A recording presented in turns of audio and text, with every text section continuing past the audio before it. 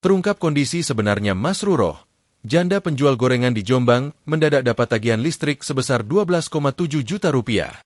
Ternyata selama ini Masruroh menempati sebagian rumah orang tuanya yang sudah meninggal beberapa waktu lalu. Masruroh tak tahu menahu tentang kasus pencurian listrik yang diduga terjadi saat orang tuanya masih hidup.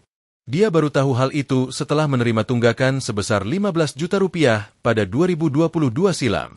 Karena tak mampu membayar, aliran listrik di rumah orang tua yang ditempati Masruroh pun diputus PLN sejak 2 tahun silam. Setelah diputus, Masruroh menumpang listrik dari tetangga yang mengontrak sebagian rumah orang tuanya dan melakukan pasang baru. Namun, masalah belum selesai. Belum lama ini dia kembali mendapat tagihan dari PLN sebesar 12,7 juta rupiah. Hal ini tak pelak membuat Masruroh kebingungan. "Lah saya bingung, uang dari mana saya? Uang segitu banyak kata Masruroh pada Jumat. "Saya sekarang ini, maaf sekali lagi, saya hanya cari makan dengan menjual gorengan," katanya sambil menahan tangis. "Terus saya harus bayar segitu. Saya harus bagaimana? Saya gak bisa," sambil menangis. Ujarnya tak mampu menahan tangisnya. "Saya gak mampu pak," katanya mengibah.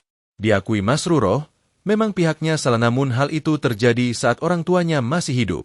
"Kalau memang salah, wong saya juga salah. Orang tua saya yang meninggal, saya juga gak tahu. Saya juga gak tahu. Ada gitu-gitu di atas. Saya juga gak tahu," katanya. Diakui, selama ini dia hanya menempati rumah peninggalan orang tuanya itu. Karena itu dia mengibah untuk bisa dibebaskan dari tanggungan utang PLN. "Kalau bisa, bebaskan pak. Bebaskan," pintanya sambil menangis. Masruroh adalah janda satu anak yang kini hidup sendiri di rumah orang tuanya.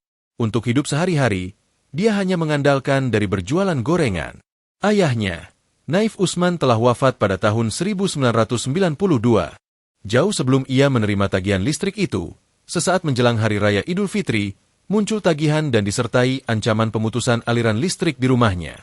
Hingga akhirnya ancaman itu benar terjadi. Kamis siang, token listrik miliknya sudah tidak dapat lagi diisi.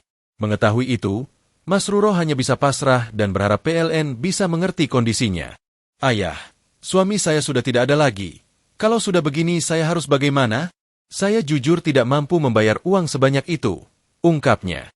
Download Tribun X sekarang, menghadirkan lokal menjadi Indonesia.